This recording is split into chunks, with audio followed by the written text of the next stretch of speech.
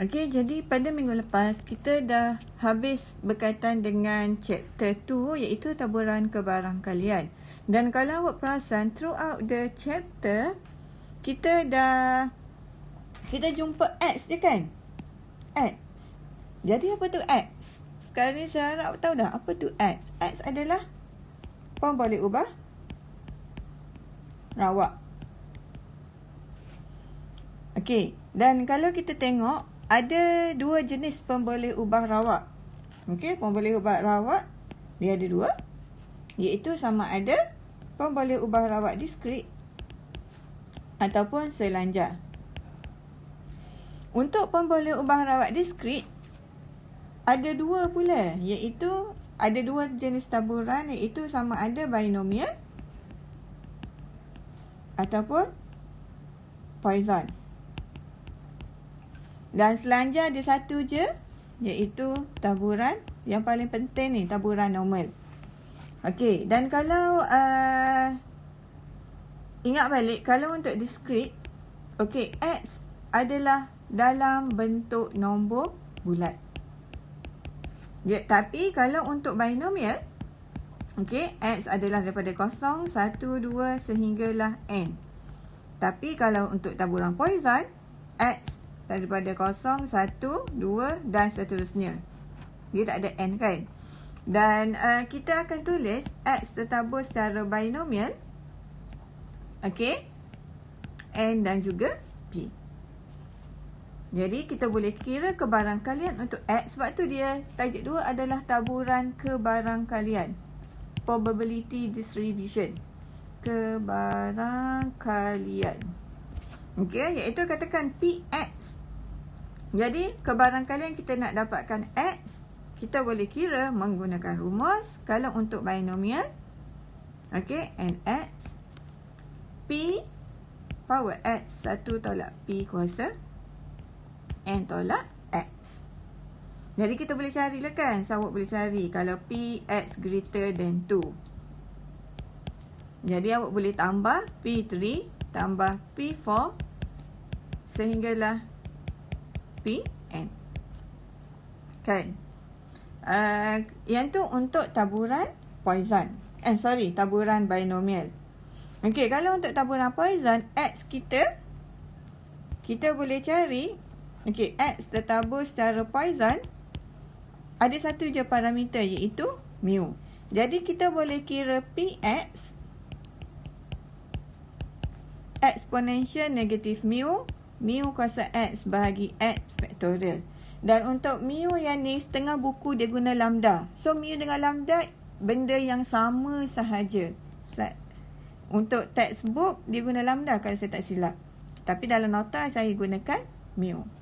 Okey, jadi awak boleh kira, katakan nak cari Px greater than 2. Untuk Poisson, make sure awak kena tukar tanda. Jadi 1 tolak P, X lebih kecil atau sama dengan 2. Okey, jadi yang ni adalah untuk taburan diskrit. Dia X kita yang kita boleh bilang. Tapi bila pergi kepada selanjar, okey, bila pergi kepada selanjar ni, sekarang X kita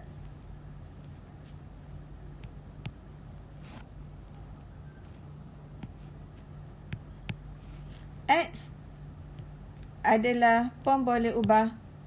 X kita adalah pemboleh ubah rawak selanjar, continuous. So, apa beza di antara pemboleh ubah selanjar dan juga pemboleh ubah sediskrit? Okey, kalau selanjar maksudnya kalau awak perasan lah,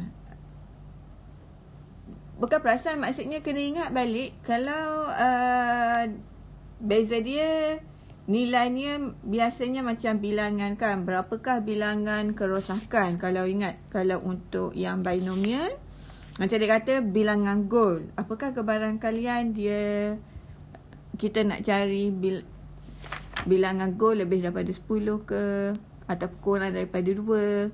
So, melibatkan bilangan. Kalau awak ingat lagi contoh-contoh lain seperti dikata daripada 5 unit yang dipilih. Apakah kebarangkalian dua masih elok? Ataupun melibatkan jantina bayi. Okey, so bayi tu kita boleh bilang kan. Tapi bila kita pergi kepada pemboleh ubah selanjar, okey, sekarang untuk yang ni kita akan melibatkan nilai seperti tinggi. Apa dia lagi? Tinggi kan. Kalau tinggi boleh ambil sebarang nilai lah. Maksudnya bukan 2, 3, 4 je. Mungkin 360, apa pula tinggi 360? Sorry. Mungkin tinggi. Okey, tinggi pelajar. Ada yang 165. Ada yang 166.2. Ataupun berat. So, kalau kita nak selesaikan, cari kebarangkalian, okey, daripada sampel yang dipilih, berat pelajar adalah melebihi 164.5. So, dia boleh, sekarang, bila selanjar, ia boleh ambil nilai perpuluhan. Okey, tapi disebabkan selanjar sekarang terlalu banyak nilai kan. So, you cannot count one by one like this. That's why, okey, untuk pemboleh ubah rawat selanjar, kita akan ada normal curve. Taburan normal piawai, di mana daripada this X, okey, awak perlu tukar X kepada Z. Okey, macam mana nak tukar X kepada Z? Untuk tukarkan X kepada Z, apa yang awak perlu buat adalah kita perlu gunakan rumus. Z X tolak mu bahagikan dengan sigma. Iaitu kita tahu sekiranya X tertabur secara normal, okey, awak kena tahu nilai mu dan juga variance. Mu dan juga sigma kuasa 2. So, daripada sini, kita boleh tukarkan kepada Z. So, bila kita tukarkan kepada Z, dia akan jadi normal piawai. Mean dia akan jadi 1 dan variance, mean kosong. Mean kosong maksudnya tengah-tengah ni adalah mean kosong. Dan variance-nya adalah 1. So, bila dah jadi piawai macam ni, baru kita boleh baca jadual normal piawai and then dapatkan dia punya. So, nak tahulah bila lebih besar. So, it show katakan kawasan sebelah sini, sebelah kanan. Okey, yang tu pula ada 3 kes. So, macam mana? Kalau sebelah kanan, maksudnya nilai daripada jadual kita kena tolak 1. Dan seterusnya lah. Okey, jadi, next.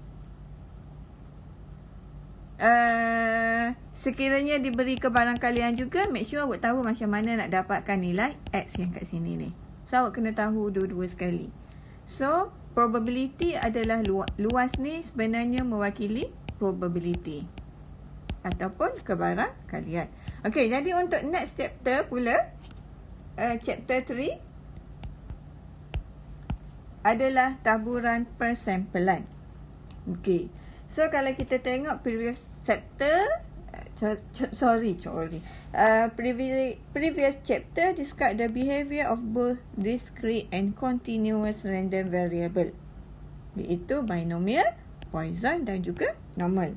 Okay, so dalam chapter yang seterusnya, we show the relationship of probability density function to statistical inference through the concept of sampling distribution. So, untuk kat sini kita akan, okay, saya berilah sikit definition sebab ini tak ada dalam nota. Saya ambil daripada textbook ni. Okay, a simple random sample is a sample of size n drawn from a population of size n. So, kita ada satu sampel n. Sampel yang besar, size dia n.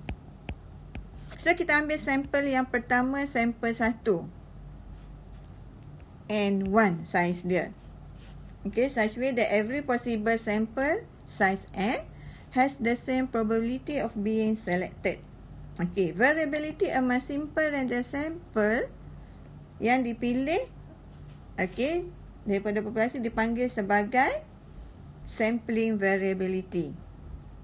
Dan probability distribution that characterize the aspect of sampling variability usually the mean. Tapi bukan selalulah. Kita biasanya panggil sebagai sampling distribution. Okay, kenapa pentingnya? Sebab nanti kita allow us to make objective statement about population. Jadi daripada maklumat sampel yang kita ada, katakan N1, sampel 1 N1, so daripada this first sample kita boleh kira X bar dan juga X1. So kita pilih pula N2, kita boleh kira X mean dan juga. So daripada sampel yang kita pilih, daripada populasi, kita boleh buat kesimpulan berkaitan dengan mean populasi dan juga sisihan piawai populasi. Yang itu saya akan terangkan dalam video yang seterusnya.